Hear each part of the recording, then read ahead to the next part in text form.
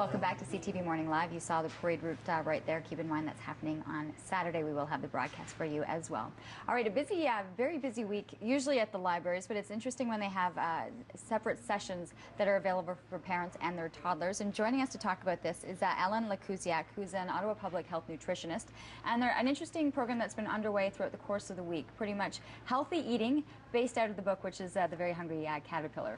Is that right? Yes. The librarians are reading The Very Hungry Caterpillar and talking about the messages in there about eating healthy and growing strong. What has the response been in terms of parents? These are sessions that you would like to pre-register for, and then there's lots of information that's included towards the toddlers for their understanding as well as for parents.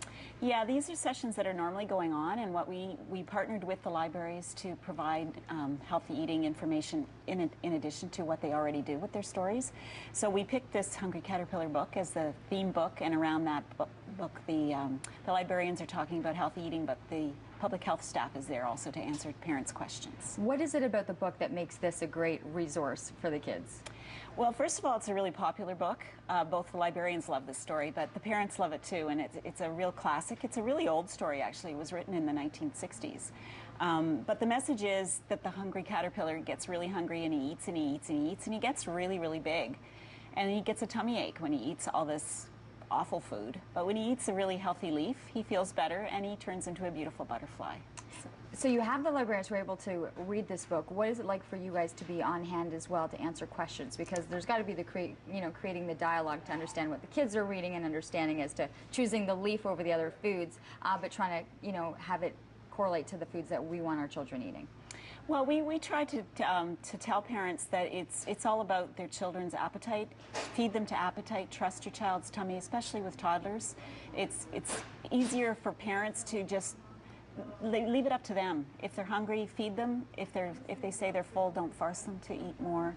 So that's the messaging that we're trying to send out to parents. Oftentimes they're going to constantly say that they're hungry, even when they're not hungry, or usually when they're bored. So how are we trying to make the right decisions to say, okay, we're going to feed them, but the choices that we want to make in what we're feeding them? And that is the parent's responsibility. We lay it out by there's parents' responsibilities and there's the child's responsibilities. And the parents' responsibilities are to provide the healthy choices when their child should be eating and what they should be eating, and the child's responsibility is how much they eat and whether they eat or not.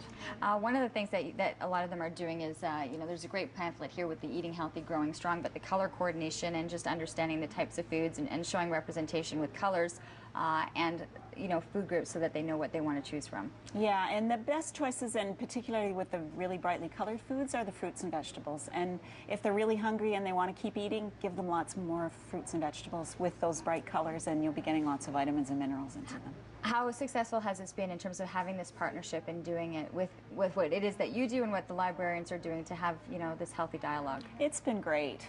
The librarians are so good at what they do. They really engage the parents. The parents love to go there. The kids have so much fun. They sing songs and they tell the stories and they play these little games. And it's nice for public health to be there because the parents are already there. Mm-hmm. Rather than us trying to get them to come to our programs, we're going to a program that they're already at, and we've got the resources and the expertise to answer their questions. Do you find there's other questions in addition to what it is that they're coming for that they're definitely going, okay, I have one more question? Yes.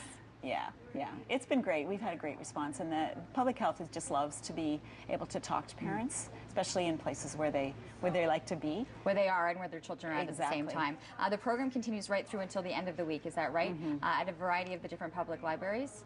Yes. The best thing to do is to contact yours and then to see if there's still some space available, because there were these are sessions that you were registered for. Exactly. So you have a couple more days to be able to get in on that, but definitely call your location to see if it's available and if you can fit yourself in. Great to see you once again. Okay. We do have to take a short commercial break. We're going to be back. We have your 7 o'clock news headlines coming your way. Plus, for those of you who are at opening night, Mamma Mia!